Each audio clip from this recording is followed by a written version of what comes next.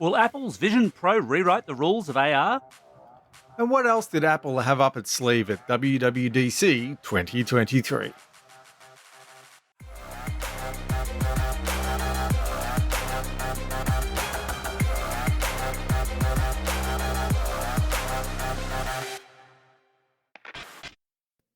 Hey there. Welcome back to Vertical Hold Behind the Tech News, the award-winning tech podcast where we catch up with Australia's leading technology journalists and commentators to dive into the big tech stories of the week. I'm Adam Turner, and I'm joined, as always, by Alex Kidman. Now, Alex, this week the federal government's made a big decision. They're killing off a payment technology. It's not Bitcoin, it's not PayWave, it's checks. Apparently they want them dead by 2030. When was the last time you paid for anything by check?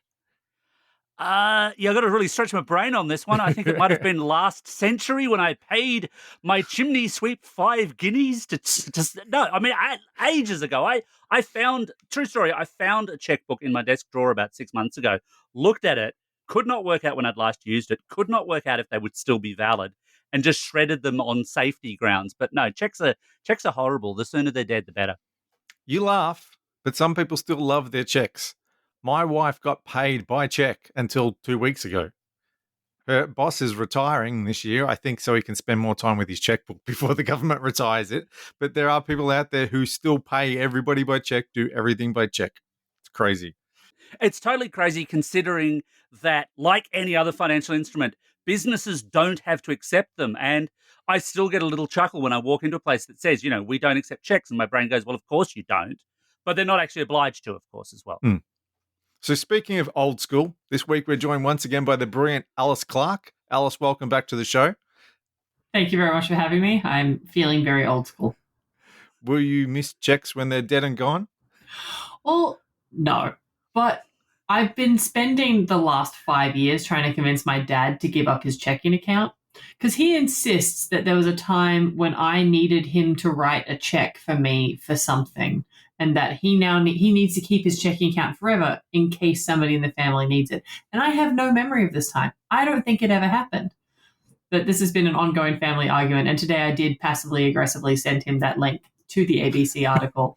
And now the family group chat is going off. He could always write you a check. Like he could write you a thing on a piece of paper. You don't have to do anything with it. It doesn't have to mean anything. It makes him feel happy. Yeah, like I would very happily let him write me checks. He could write me real checks even. I would take those. I'd find a way. But it's just more having a checking account and never using it.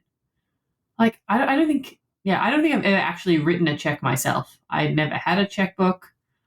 Like, I saw my mum use them at the supermarket when I was little, but that was about it. So this week, it's all about Apple's Worldwide Developer Conference. Alice is just back in the country from a lightning trip to the US. So let's jump in before the jet lag gets her. Alice, that ship has sailed, my friend. What caught your eye at Worldwide Developer Conference? So what caught my eye was not the thing that caught everybody else's eye. There was all kinds of big flashy announcements. There's new like watchOS 10, iOS 17, iPadOS 17, TV OS 17, or whatever number it was, the new Mac operating system. But what got me is that there's going to be updates to cycling workouts on the watch. And they're the updates I have been asking for since I started cycling a couple of years ago. You'll now be able to connect the power meter on your bike, if it's a Bluetooth compatible one, directly to your watch, so you can see the power meter settings and your cadence and things on the watch. But because it doesn't make any sense to look at your watch while you're riding a bike, because you will fall over and die, you'll be able to see your workout stuff on your iPhone. I currently pay a lot of apps a lot of money to be able to do those two things, and I look forward to not paying those apps that money and then just using the thing. It's going to be great. So why do you think it took so long? Did they have to do deals with manufacturers of that hardware so I could talk to each other? Or? No, because already I connect my Bontrager Duo Trap S, which is weirdly hard to say, to my phone so I can use it with Cycle Meter and Strava. So it already connects to the device. I think they just have so many different workouts to optimize. Last year's big thing was running workouts automatically pausing and adding more things for things like yoga and Pilates and fall detection for cycling. Now this year is cycling's big year to shine. Cycling has also seen a huge amount of growth the last few years. A lot of people picked up a bike during the pandemic, during the lockdowns, and a lot of European countries have closed off their downtown areas to cars to focus more on cycling, walking, and public transport, which is good for you and the planet. So now is a good time for it, and yay, go cycling. Feels like a weird thing in one way for them to announce at a developer conference. Hey, all these app makers who've got cycling apps that work right now, we're crushing you. That's Apple's modus operandi, isn't it? It is. But to go back to the examples of Strava and Cyclometer, they both add a lot more. So Apple's thing is still quite bare bones. It's going to be for hobbyists, casuals, and people who don't understand what all the other numbers mean, like me. But if you want all the numbers, Cyclometer does call out a lot more statistics and a lot more things that I don't know what any of it means in the app. There's like 20 pages of stuff. And then Strava will give you like the social media thing. You can find things. So they still do more stuff, but all the stuff I care about is now on Apple. So screw those guys. They're also adding, I think, widgets to watchOS. I'm not sure who was hanging out for widgets on that smaller screen. So that's what I thought until I saw it in action. So at the moment on my watch face, I don't know why I'm lifting up to show everybody at home on the podcast. It's going well. So on my watch face at the moment, I have a lot of complications because I want to be able to see lots and lots of different information, but it does mean that I have to choose a really ugly watch face so I can have easy access to things. Hang on, when you say complications, that's Apple's name for just extra bits of information on the screen? Yeah, so... Date, for example, weather, temperature, steps, the things UV that Apple let you levels. put in. Yeah. All right. Yeah, it's all that kind of stuff. Those are complications. But now you can have one of the pretty watch faces, like one of the more minimalist ones, or that new Snoopy one that they announced for some reason. And then just scroll up on the digital crown, and then you have your widgets for complications. So you have easy access to the things you actually need to use and see, but you don't have to be looking at 20,000 numbers just when you want it at the time. I clearly have my cynical hat on because my brain says it would be even easier if Apple let people design watch faces, because then you could do pretty and complications in the one watch face without having to touch the crown. Yeah, absolutely. But at the same time, I have not yet seen a watch face on any watch that has all the complications and info that I want while still being pretty, because it is still too busy and cluttered. It's a very small screen, but I want all of the information at once.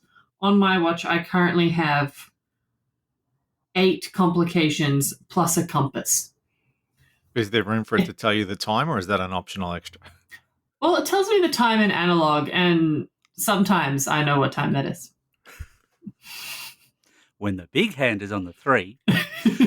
Yeah. But, okay, so they also announced, for example, iOS 17, the new version of the iPhone operating system with standby mode. So this is whack it onto a MagSafe charger sideways and it'll do things. Is this something that you figure, iPhone users have been waiting on? I don't know who asked for this, because Apple Watch does that already. You put it on the charger on your nightstand and it turns into kind of like a big digital clock. And the first thing I did was try and turn that off, because if it's charging, I don't want a big light in my room. That seems bad. But I can see how this new standby mode could be good for cooking. It seems to be quite pretty. You can customize what information you get on the screen while you do it. I don't think I want to have it on my bedside table, but at least 5 people will like it, maybe. It's a bizarre name. It's a bizarre name too. Standby mode suggests to me, right? It's it is going to be a little red light in the corner, and it's not actually going to do anything. Yeah, I think Apple is trying to make you associate standby and being off with still being useful and staring at it, to just get you used to constantly staring at a screen that is actively on. I might be showing my age here, but do people still have like digital alarm clocks? I don't understand why there wouldn't be the appeal for this if you want to charge your phone next to the bed, but you also want to be able to use it like a digital alarm clock without having to have a digital alarm clock. Yeah, but the background of your phone already shows the time, just smaller. This is now showing the time, but bigger and sideways. So you can squint at it in the middle of the night. Sounds good. Yeah. But you can already do, if you've got a new enough iPhone, you can already do that if you don't have it set for sleep modes, always on display style. And you've been able to do that for a much, much longer time on Android phones as well. So it does feel to me a little bit like one of those, we did it because we could, but we're not exactly sure who will want it. Yeah. But I think maybe once we get our hands on it, it might make more sense. Maybe there's complications you can add. Like they said something about learning the scores from sports teams. People like sports. But not when you're supposed to be asleep. I don't think it's just for when you're asleep. You can charge your phone at other times. Phone charging is available 24/7 if you have electricity, Adam. That's how it works. Yeah. I should look into that. You can have it on your desk at work and still know the scores from the sports. This sounds like a plan. They also announced for Apple Maps that they're finally getting offline maps. It's only taken them all the time. Somehow I completely missed that announcement in amongst the 11 billion other announcements. That's wonderful news.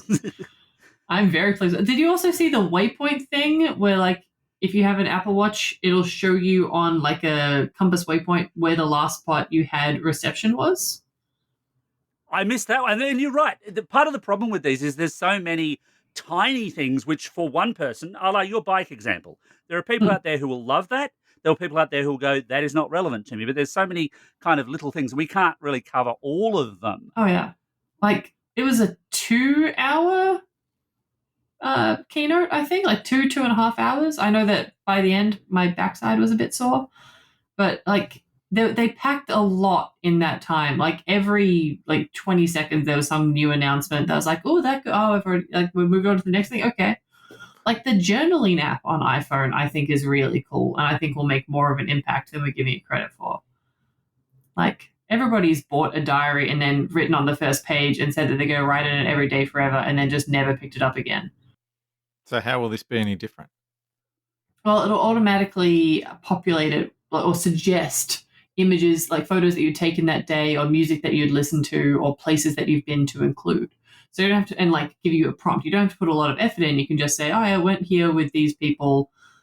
So diary GPT, basically. Yes.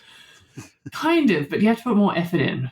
Well, speaking of GPT, it was really interesting that all through the keynote, Apple kept talking about machine learning. And I don't remember hearing them say AI more than once, if that. They were very leaning into the machine is doing the learning. Let's not talk about where the data sets came from. The intelligence is machine intelligence, not artificial intelligence, because these are clearly very, very different things entirely, and we would never blur marketing terms. No. Speaking of marketing terms, we have a new version of macOS, Sonoma. I'm not the only one who thinks it sounds like a sleeping pill, right? Oh, absolutely. I think that's the brand of melatonin I use. But it also sounds like Sonos, maybe? Oh, they'll be a lawsuit. When they have been on a roll recently. When they started showing it's all about the famous wine region in California, I was like, oh, cool, it'd be Napa Valley. It's a weird name, but sure. I forgot Sonoma existed entirely, but it looks pretty. Looks interesting. They're also promising, I think, a game priority mode for the very small subset of Mac gamers. With your game journalist hat on, is this exciting? I actually think it is exciting. I've been a Mac gamer since 2006, and it's had highs and mostly lows, but the chips in the new, the Apple Silicon is ridiculously powerful, and playing games on even the MacBook Air, I can run every single expansion pack for The Sims 4 all at the same time, and it doesn't even seem to have any issues with that. If I tried to do that on my fancy gaming laptop, I think it would melt.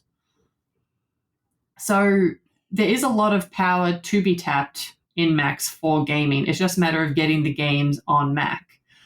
So that new game porting toolkit that they've announced for devs will be really helpful, because what it does is it allows devs to put their game in the toolkit, and then about a day or two later, it'll tell the developers whether or not their game will be able to properly run on Macs. Then there's another... From where? Porting from Windows? From Windows or console, I think. Oh, okay. The people I spoke to at the event were non-specific about where it would be porting from, but you would assume PC and console. Yeah. And then there's more programs that can help convert the code, and then basically that's just saved a developer 8 months on porting their game across to Mac. They also announced a bunch of big games like Death Stranding Director's Cut, Stray was already announced, and No Man's Sky was already announced, and they announced a bunch of other ones. They've already got Apple Arcade. There's a lot of kids who have MacBooks for school and iPads. It just makes sense. I think it's going to be great. Having game mode double the sampling rate on Bluetooth to reduce the latency from controllers and audio to headsets will make a huge difference, because Apple does not make very nice Wi-Fi compatible controllers. So that'll be cool. Indeed. Amidst all this new software, of course, there's also the spectre of Apple giving some of its older hardware the chop, because there's a bunch of devices that are not going to see these upgrades. Yes. With new life comes death and profits. Is that a Ferengi saying? It can be now. I didn't actually see which devices are being cut off. Do you have that info?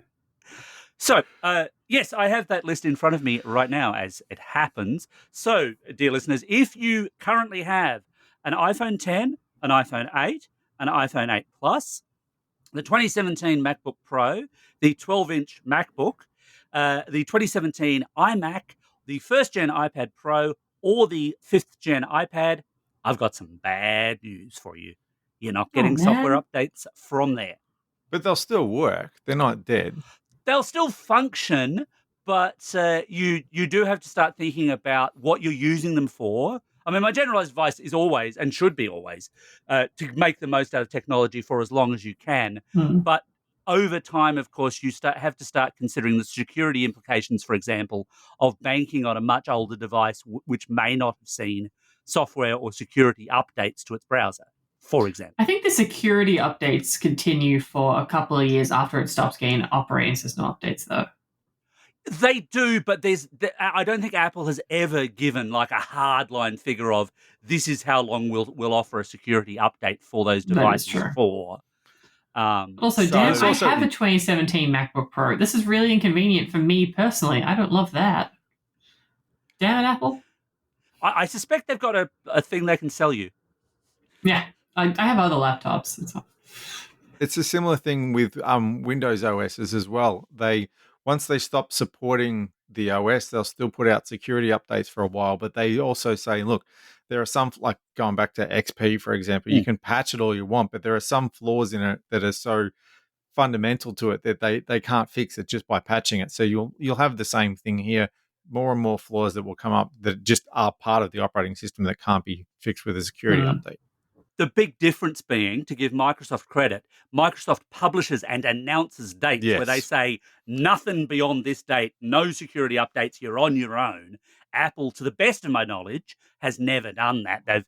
They've just kind of sometimes surprised people, really, by suddenly having an update for a very old version of Mac OS for some reason. And they just say it has security updates in it. And frankly, you'd be wise to upgrade. But that's the way that goes. I think this brings us neatly actually into hardware. And leaving aside, maybe there was one more thing. I don't know. I can't really recall. It seems so long ago. Apple finally managed the journey away from Intel by announcing the new Mac Pro. So this is the first Mac Pro to run on the Apple M2. In fact, it's the M2 Ultra, their new fastest beast of an Apple Silicon processor, albeit at a beast of a price. These are not cheap machines, are they, Alice? No. I think the top price, if you fully spec out the Mac Pro, was $20,400. But I think it's Slightly the starting more. price is like $8,000. Slightly more. I What? spec'd one out just before we did the show. A full fat, every single extra box ticked Mac Pro will run you $20,807.98. I find the 98 cents amusing. It feels very penny pinching to me. Is that also ticking the Final Cut Pro box? Because I didn't tick Every that box when I priced it out. Right. That's where our price I only difference ticked is. hardware boxes. Right. But nonetheless, no change out of 20 grand.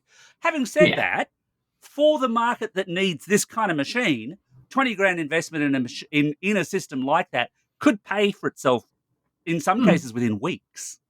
Yeah, it's actually pretty reasonable. I've worked in some TV studios where they really rely on Mac Pros. And I know that there were definitely some people in those editing bays who were waiting for Apple Silicon because they just wanted that faster experience without having to shell out for a bunch more graphics cards or whatever. Afterburner cards, whatever cards they had to shell out for. I can't remember what it was now. But it is an absolute powerful beast of a machine. The demos they were showing us in the hands-on area, even going to the Mac Studio, which is a couple of steps down from the Mac Pro, just running an M2 Max, they showed us a orchestral arrangement in Logic Pro with a whole bunch of plugins running, bunch of effects running, 714 tracks playing concurrently and rendering concurrently while also playing an 8K video that they were syncing. If I tried to do that on any Windows computer that cost under 10 grand, it would just die. It would laugh in my face. Whilst dying. Cool. Yes. Well, the laughing and dying is quite an important combination. There are some interesting things that happen with the Mac Pro, though, in that shift to Apple Silicon, because I know one of the reasons that the Mac Pro has had the market it's had has been that configurability. You can chuck a bunch of expansion cards into it. You can chuck a bunch of storage and RAM into it. But, of course, with Apple Silicon, it's all system-on-a-chip stuff. It's all whatever you configure that device with when you get it. You can't really do aftermarket RAM, which has been a bit of a favourite of some Mac Pro buyers. Not all of them, to be fair. You can configure it up to 192 gigabytes of RAM, which the previous one you could configure up to a terabyte of RAM. But according to one of the people I was talking to, 192 gigabytes of RAM with the Apple Silicon chip is roughly comparable to 5 times that amount of RAM on an Intel-based chip. Now, is that a real thing? It's almost like they've got Mac Pros to sell. It almost is. I can't verify that information. I wasn't able to test anything, and I wouldn't even know what to test to do that. I do not have access to a computer with 1 terabyte of RAM. But there are PCIe slots in the Mac Pro, so you can do some things to it, but I guess that is a fairly major trade-off, and that is something Pro users are going to have to think about whether or not they value that upgradability. The other thing that it loses, not that this was a big surprise because everyone could see it coming a mile away, some development houses, some places have actually liked the Mac Pro because it had Boot Camp, because they could buy them as nice, physical, reliable machines. I remember speaking to one production house, which was global, and they would buy Mac Pros because the warranty was global. They could get parts everywhere. But as soon as they got them, they just imaged Boot Camp onto them, ran Windows. That's what they wanted. You can't do that anymore. You'll have to run it through virtualization. Yes. I know nothing about that, but good luck to them. We're speaking in very, very rarefied air here with the Mac Pro and the Mac Studio. Getting back down to more kind of sane, everyday people computers, there's also the 15-inch MacBook Air. And I'm going to say, I'm struggling to work out exactly who the MacBook Air 15 is for. Can either of you enlighten me? I know, but I'll let Alice go first before I rant. So the current most popular size for Windows laptops is 15 inches. The MacBook Air, the 13-inch MacBook Air, is apparently the most popular laptop in the world, I heard someone say. I can't verify that at the moment, but it sounds vaguely okay. making that a 15-inch computer means that people who are going into a store and saying, oh, I currently have a 15-inch Windows laptop, I want to move to Mac. What is the 15-inch laptop? Apple doesn't have a 15-inch laptop. Why not make their most popular model 15 inches and get that PC market and get people moving from Windows to Mac? Because they'd rather just get you to pay $4 bloody grand for a MacBook Pro. That's what I've always MacBook Pro been is frustrated. 16 inches. Well, okay, but so if you want the equivalent of, because a 14 is a bit small, so if you want the equivalent, you go on the 16-inch, and I've got I think last year's 16-inch MacBook Pro in front of me that I spent $4 grand on. I happily would have bought a 15-inch MacBook Air for $2 and change, whatever it is, but it was my only option if I wanted a screen that big. It's been frustrating for years that I've had to spend more than I wanted to on a machine that's more powerful than I wanted it to be, just because I wanted a Mac. But that's always been Apple's way of doing things. Suck it up. You're just going to have to pay the Apple tax. I'm surprised they've actually done it rather than just forcing people to pay more if you want a bigger one. I did ask some people why it took them so long to release a 15-inch MacBook Air. And what I got back was them saying that it took them that long to get the MacBook Air to that big in a way that they felt was worthy of the MacBook Air name. And no one I talked to could elaborate on that.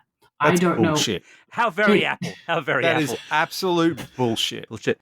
The thing that kind of bugs me about this, though, is the Air is meant to be their ultra-portable line, and yet for this 15-inch Air, it has no change in the ports on the sides. They're doing nothing with that additional space there. This is the same model, just a bigger screen, and that bugs me, because I would rather if I've got to lug around something more that's bigger, I want to do more on it than just have a bigger screen. I'd rather have a smaller laptop which I can plug into a screen of any size I like. I'd also like there to be the USB-C ports on both sides, because currently you can only charge it on the left side, and then you can plug in your 3.5mm jack. But I think what you're missing is that we should be grateful that the 3.5mm jack is still there, because they can take that away from us at any time. Yeah, I was surprised. But yeah, I think it was a bit weird that they didn't add more ports, but the whole thing behind the MacBook Air is that they expect you just to be using iCloud and not to actually ever have to plug anything in other than your charger. And if you do, you are being very retro, apparently. See, I totally agree with you, Alice. And the funny thing is, I'm someone who uses a 13-inch MacBook Air, and I virtually never use the MagSafe charging port, because I just charge it via USB-C anyway. It's just all a single port out to a Thunderbolt dock most of the time. Though I do, when I remember to take the MagSafe charger with me rather than just USB-C, I do really appreciate how if I accidentally knock the charger off the table, I'm not about to just have the computer go with it. I was really, really happy to see MagSafe back. It is one of my favorite Apple features, and I never want it to go away, and I want it to be on all of my devices. It is a nice piece of tech. Now, it's a good thing for this keynote that they didn't really have one more thing that I'm pretty sure I went and got coffee when they were just kind of wrapping up around all of the hardware. But Alice, I've been hearing something about that they might have done something else this time. They might have brought back the whole one more thing gag. They did, and it was actually a really lovely moment. There's one more thing, of course, harkens back to when Steve Jobs used to announce, one more thing at the end of the keynote. And Tim Cook hasn't really had a one more thing moment. And in the room, you could tell that all the developers and even the cynical journalists, there was like a frisson of, ooh, one more thing. It was just, it was really cool. But basically, Apple has decided to jump into the VR AR headset game at the time when VR and the metaverse looks to be dying. It's a bold bet. Tell us more about this magical, revolutionary device. But Apple invented the whole thing, apparently, I'm sure, just like they invented. They did say on stage that this is the first device of its kind. Because they invented music, they invented portable music players, they invented smartphones, now they're going to claim they bloody invented this too. Typical Apple. However, having used it, I'm jumping ahead of myself here, I will say that this is the first of its kind. It is a genuinely special device. But basically, it is a headset that you put on your face. It's all brushed metal. It takes a lot of design cues from the watch rather than iPhone, which I thought was a bit interesting. Put on your head, there's like a ski goggle back thing. There's like an overhead thing. You can tighten it using stuff that looks like a giant digital crown. On the top, there's a button, like the button on the side of the watch. There's a digital crown to adjust things. There are 12 cameras. There's a LiDAR sensor. And rather than using any controllers, you just pinch your fingers without holding anything, and the camera sees your hands, even if you hold them at really weird angles. I tried it. Doesn't Microsoft have a patent on this via Kinect? I mean, these are the kind of promises I remember from 10 years ago. Well, if you wanted to wave your arms and it to think that you were waving one foot, yes, that would violate the Kinect patent. So but no, this is actually precise and works. Augmented reality here, or are we talking virtual reality? Yes, we're talking both. So there's a really good pass-through mode that actually looks really, really lifelike. I recently reviewed the HTC Vive XR Elite, and that was kind of trying to do AR, but there was a weird sort of filter when you were looking at the pass-through, so you could tell you weren't actually looking at the world, you were looking at a piped-in version of the world that had some latency. This headset had extremely low latency. It just looked like you weren't wearing the glasses. And if you didn't have the heavy, heavy weight on your cheekbones and the feeling of your skin being pulled down, giving you the opposite of a facelift, I would have thought that I wasn't wearing a headset at all and that there was just stuff floating in front of me. It looked very realistic. So you can't see through it, though. If it's not like a HoloLens, the Microsoft thing that's like sunglasses, if you turn it off, you can still see the real world and then just drop things on top. This is a thing that completely cuts you off from the real world. But if you want to, you can get it to show you the real world as if you weren't wearing it. The default is seeing the real world as though you weren't wearing it. Okay. So to completely escape from the real world, you have to go into environment mode, because there's 3 different modes. There's people mode, there's app mode, possibly, and then there's environment mode, and you can select different environments. So one of them, I was in Iceland. Ooh. And you could see the detail on everything so clearly. Like, the screens on it are better than 4K. I could not pick out a single pixel. But they're trying to make it look as though you're not wearing glasses when you're wearing it, because they will put an AI version of your blinking eyes on the screen on the front, so it looks like you're there. And I couldn't see that in my demo, but it looked really weird in the keynote. Okay, so that's an interesting detail that I had not hit elsewhere. That's AI generated. That's not doing like a pass-through camera view of your actual eyes. These are just fake Alice eyes if you're the one wearing them. Correct. And I was reading an article today. I didn't ask this during my thing, but I was reading an article today that apparently if you die while you're wearing them, that outside screen may still continue to make it look as though you're alive. And I just think that's a fun detail. Pennies on your eyes or crosses or something? There'll be an no, app you just for keep that. blinking. You just keep blinking naturally. It's not creepy at all. Speaking of glasses, though, I read your write-up on this, and we'll throw a link on the Vertical Hold website to Alice's excellent write-up for our listeners. You mentioned the fact that you can't wear glasses with this particular headset. I have some very definite thoughts on that, but I'm curious to just hear about your experience with being configured for it first. So the experience that I had, I was told, is quite similar to the experience you'll have when you go into an Apple store to buy one of these headsets. And I went and saw a man who I presume was an optometrist. He seemed to know things about eyes, who took my glasses and put them in a machine and analyzed what my prescription was. And then they went out the back for about 15 minutes and came out with a headset with lenses that were pretty much exactly my prescription, but without the little focusing prisms. And I felt so comfortable wearing them, and my eyesight was so good, I forgot that they did not have my normal glasses in them. I was impressed. That's impressive, but it annoys me for a couple of different reasons. Yes. Firstly, I genuinely wonder how they deal with certain complex eye conditions. If you wear multifocals or if you've got astigmatisms, whether or not there's going to be a segment of the population where they just go, nah, we don't do that.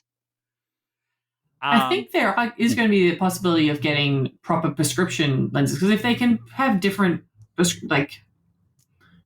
strengths, surely they can do prescription versions.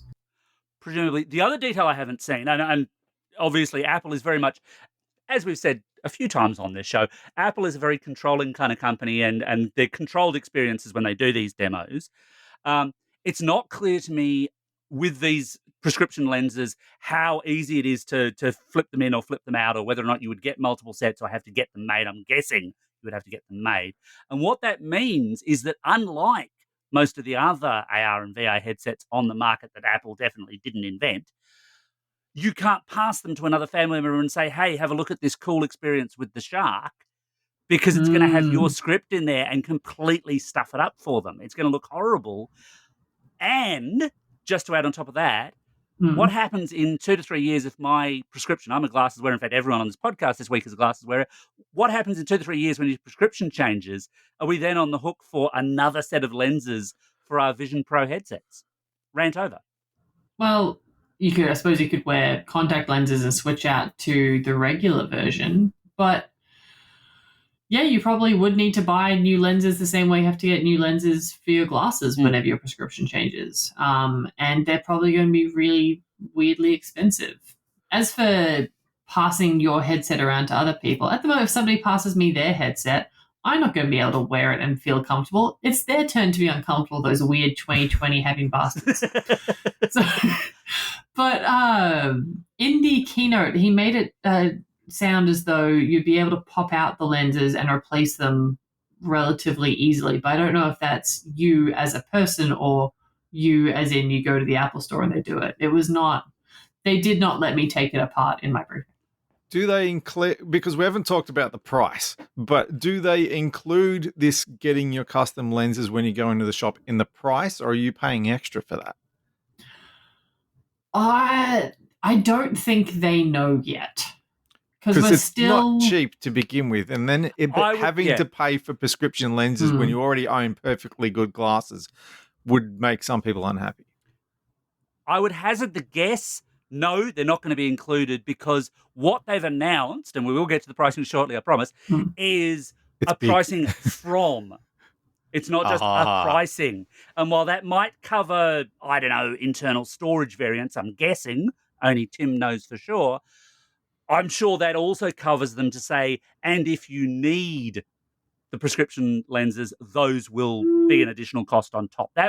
I'd be very surprised if they said, and we will include a prescription lens setup for you, even at the price they're asking. I wouldn't be surprised if they included standard prescription setups, because if they have to put the little glass lenses in there anyway, and they make a variety of the most common prescriptions, I don't see why that necessarily would cost extra unless you had something weird. I think probably the extras would be for astigmatisms, prisms, but also there's going to be different ways of like putting on the face cushions. There are going to be different face cushions. There's going to be different headbands. See, those that want included, there's no question. I think if Apple is going to say, oh, if you want anything but the medium band, it's going to cost you extra. No, come on. There's a cushion thing. Although you just reminded me of the tiniest, most pedantic note that I have to make about that keynote, which has to do with the back headband, because they stated that the back headband was, and I quote, 3D knitted. Now, Apple, I want to know what kind of knitting is 2D. Is that just drawing on a page? What kind of knitting is 4D? Is that drawing through? Is that knitting through time? All knitting is 3D. Is this thing 3D printed? Is it knitted? Pick a lane. I wonder if you could get a 3D printer to knit. That'd make a lot they're called easier to knitting machines. They've existed for years. Well, yeah, but knitting machines require a lot of manual labor to run. Like, knitting machines can be quite difficult to use. There's no such thing as just automatic knitting. And fun fact, anytime you see crochet in a store, somebody has done that by hand because no machine can crochet. Rant over. But I think there's going to be different materials for the headband. Like, you'll get the woven 3D knitted one at that price, but if you want the ultra premium, like the watch, leather, the Nike or the Hermes, bands to show off. Yeah, Because you're not going to there'll stand be- out with this thing on your face otherwise. No.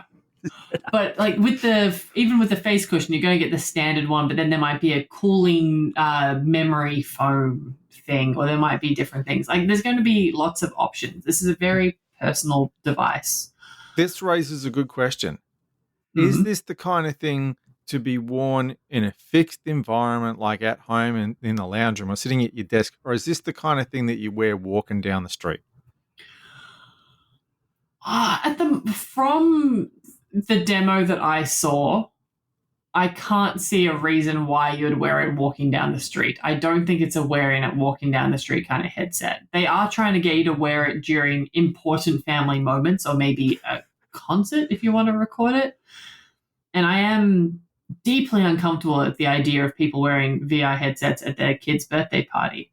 However, seeing the footage that was recorded by the headset at that weird actor family birthday thing, it actually was a really beautiful scene, because it's not just your standard 2D video that you would get on your iPhone and you've held your iPhone in front of your face between you and the birthday cake, which is taking you out at the moment anyway. But it was 3D. You could kind of walk around it. It felt like I was there. It felt like I was sitting on the couch across from these kids blowing out their birthday cake, and it felt weirdly intimate. And it is absolutely going to be in one of those movies where the guy's wife dies and he watches the video of her saying some dumb, profound quote. But it's like, it was actually really Rule cool. 34. Oh, don't worry. Yes, 100%.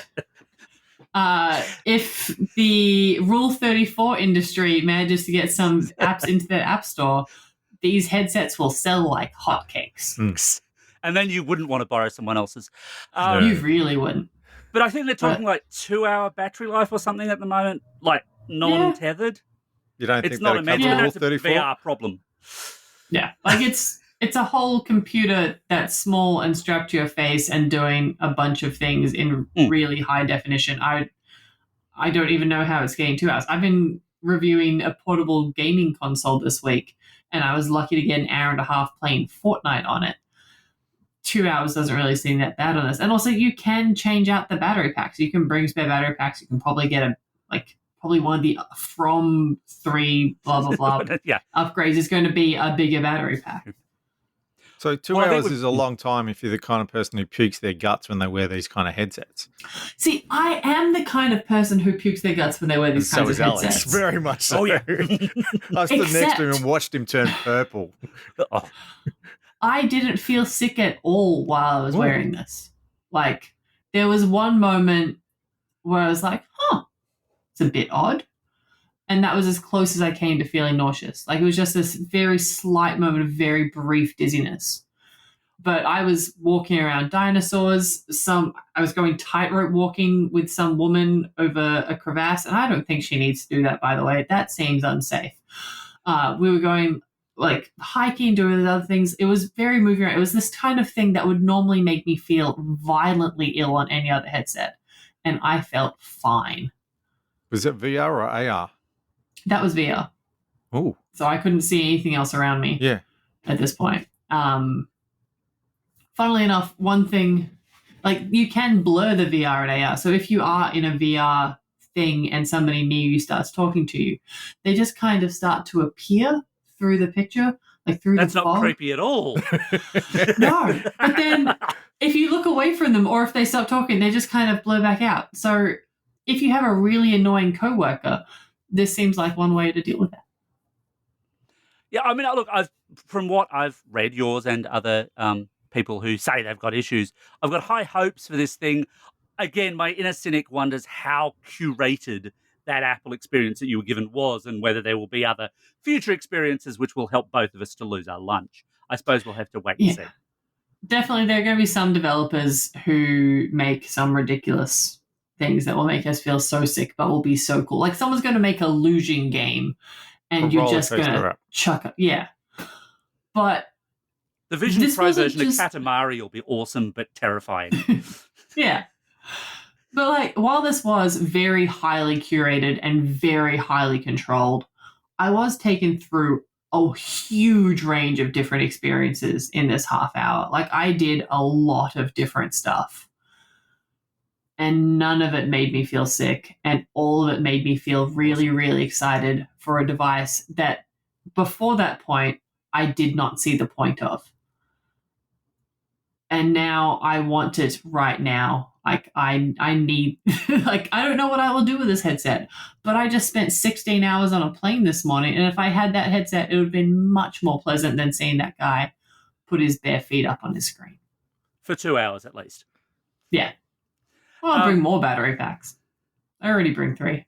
So we've kind of danced around this for long enough, and you've said that you want it. But for anyone who wants it, we don't have an announced Australian availability. We do know when it's coming, roughly speaking, to the States, and we know how much it'll cost. And we've already said it's not cheap. How expensive are we talking, Alice? Well, I definitely can't afford it unless I sell both kidneys. It is $3,499 plus tax. Yowza. So that works out as a bit more than $5,000 here before you whack GST on it. So you get them closer to and $6,000. Australian tax. And Australia, yeah. By the time you whack Australia tax on it as well, you're probably bumping $6,000. Yeah, probably 6.5, I reckon. But I also know that we're not going to get it until the end of next year at the very earliest. That's interesting because I think that only just said internationally later next year. They'd left it very broad. Yeah, I am basing this on absolutely nothing except a gut feeling. Fair enough. I think Australia would be part of the second wave of countries, so US first wave. Apple seems to release stuff here usually in the first wave, or if it's America only, in the second wave, as we saw with the SOS calling feature. But yeah, I don't know. I can see how this headset costs that much money. I can also see that most people do not need it, and most people do not need to buy these kinds of devices in the first generation. If you look at the original iPhone, that was only available in the US, and it was $499, which at the time was unheard of for a mobile phone. Then the second generation, the iPhone 3G, was $199 and released more widely. Yes, what do you say? I'm going to pick you up on that. And you know, you're not entirely wrong in the terms I got this from technology Wikipedia. gets cheaper over time. The issue, and this is a totally ancient, slightly off the point bugbear.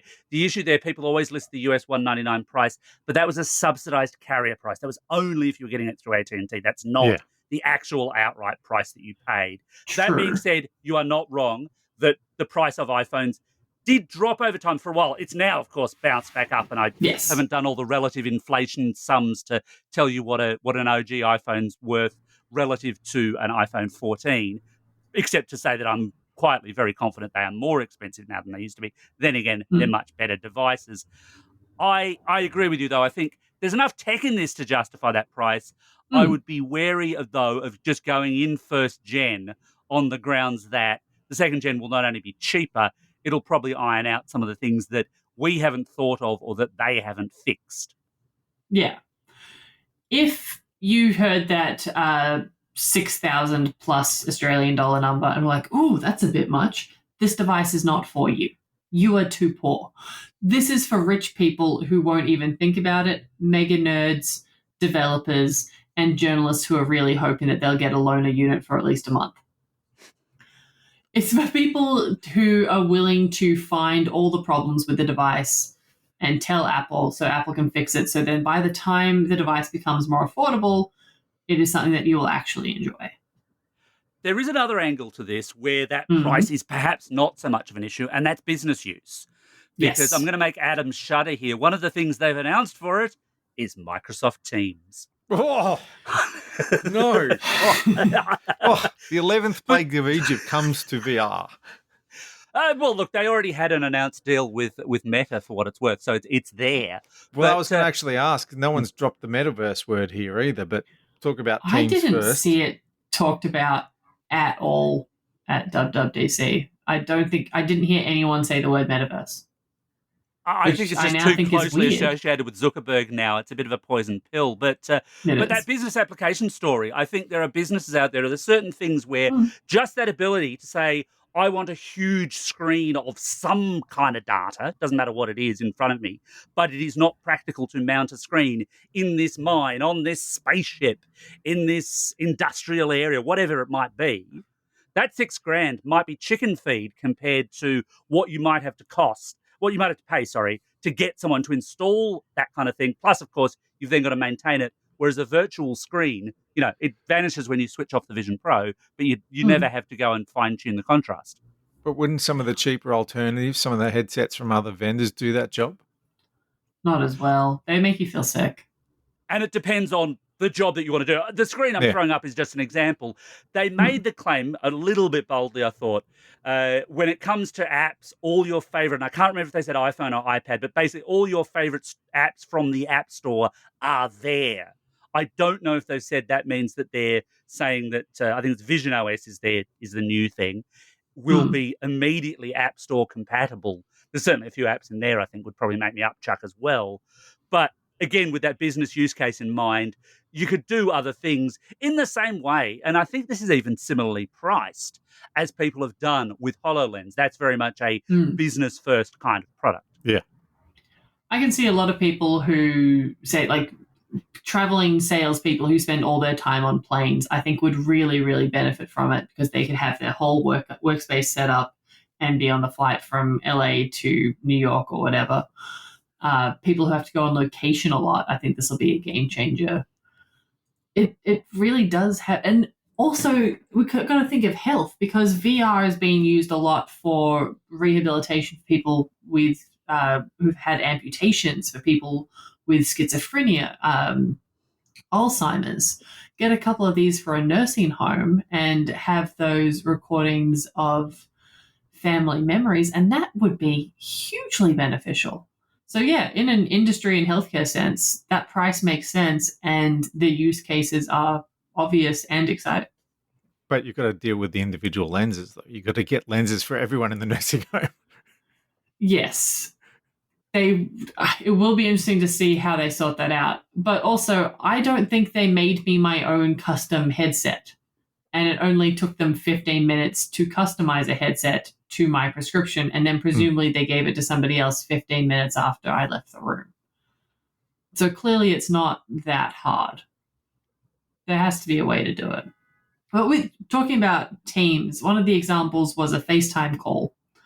And when you're wearing the headset, obviously it's not recording your face. So it kind of makes an AI approximation of what you would look like. Having that conversation with people who might be using a real camera, so you just look at them directly and their people. It was really the only misstep of the entire demo, I thought, because I found the AI avatar of the person who called me from their Vision Pro to be a bit uncanny valley and a bit creepy, and I really didn't like it. Like, I thought it was a nice gimmick, but I wouldn't want to be calling a friend or loved one and talking to them and have them look like that or have me look like that. That's the one bit I don't think they've got quite right. But those spatial videos and that, I think it was Apple Immersive Video is the new format, were just incredible. Like, I want to go back there. It was amazing. It was one of the most impressive tech demos I have ever seen in my entire life. And I have seen a lot of tech demos, as you two have as well.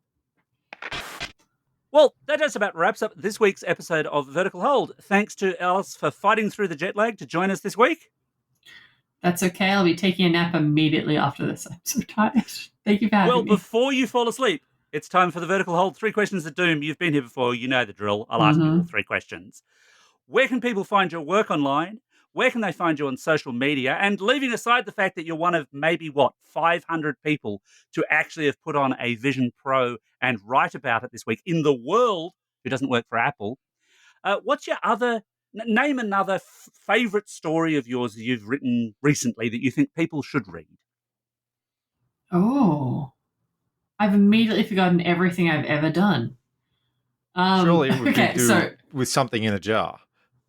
Oh, actually, yeah, that probably is something people should read. Okay, so I'll leave that one hanging for a second. So you can find me on socials on Twitter and Blue Sky. I'm at Alice DKC in both places. So in Blue Sky, it's .social. So .blue sky at bluesky.social. I can't remember what it is. Alice DKC, you'll find me. You can read my work on Gizmodo, Gadget Guy, Rolling Stone as of this week. I have a 5-page feature in the latest print issue, which you should totally read. And as for the story that I think you should read that I wrote most recently, you should read my story in Rolling Stone. But the story that Adam was alluding to is last year I wrote a guide on how to pickle a human organ in a jar. And there are reference photos of me putting my uterus, or at least some of the tumors from my uterus, in a jar. And you can enjoy that. The other most unhinged thing I wrote was how to destroy GoPros with axes and whether it would survive being thrown off a roof and being run over by a car. They're both on Gizmodo. That sounds like an awful lot of fun. I believe you also have a newsletter. Oh, yes, I do have a newsletter. Thank you for reminding. I'm really tired, folks. So you should read Press Any Button on Substack. It's a video game newsletter I write with Tim Biggs, and I think you would like it. Yes, listener, you specifically would have a great time with Press Any Button. Please find it on Substack. I heartily agree and concur and look forward to it every week. And as always, you can catch us online at Vertical Hold AU on Twitter, at Vertical Hold on Instagram, via the Vertical Hold Facebook page, and on the web at verticalhold.com.au. And pretty soon, Vertical Hold in VR, just to really freak you out.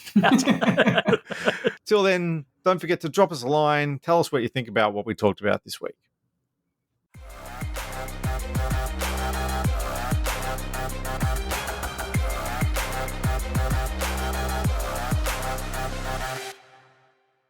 Well, Yeah. I may need to redo a couple of sentences because I think I got like 4 hours sleep on the flight. I couldn't find overnight. the couple on Cedar Close. An absolutely gripping psychological thriller. Detective Dan Riley Book 2. In Why aren't any of the buttons doing anything? Echo, stop. Amazon.com. Echo, stop.